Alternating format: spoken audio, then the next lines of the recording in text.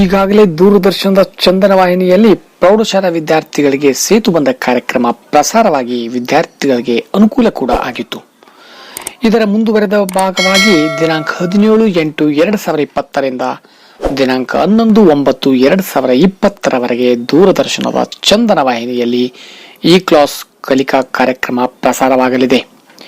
ಈ ಕುರಿತಂತೆ DSRT ಮಾಹಿತಿ ನೀಡಿದ್ದು, ದಿನಾಂಕ 17/8/2020 ದಿನಾಂಕ 11/9/2020 8, 9 ಮತ್ತು 10ನೇ ತರಗತಿಯ ವಿದ್ಯಾರ್ಥಿಗಳಿಗೆ ಸಂವೇದ ಈ ಕ್ಲಾಸ್ ಕಾರ್ಯಕ್ರಮಗಳನ್ನು ದೂರದರ್ಶನದ ಚಂದನ ವಾಹಿನಿಯಲ್ಲಿ ಪ್ರಸಾರವಾಗಲಿದೆ ಎಂದು ತಿಳಿಸಲಾಗಿದೆ.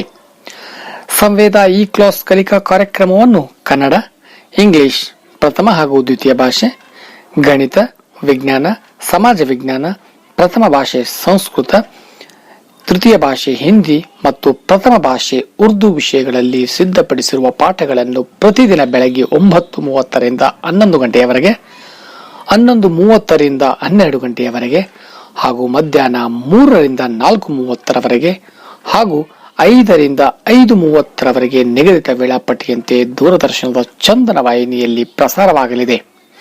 ಎಲ್ಲಾ ಶಾಲೆಗಳ ಶಿಕ್ಷಕರು ಮತ್ತು ಮುಖ್ಯ ಶಿಕ್ಷಕರು ವಿದ್ಯಾರ್ಥಿಗಳಿಗೆ ಈ ಮಾಹಿತಿ ತಲುಪಿಸುವಂತೆ ಸೂಚಿಸಿದೆ.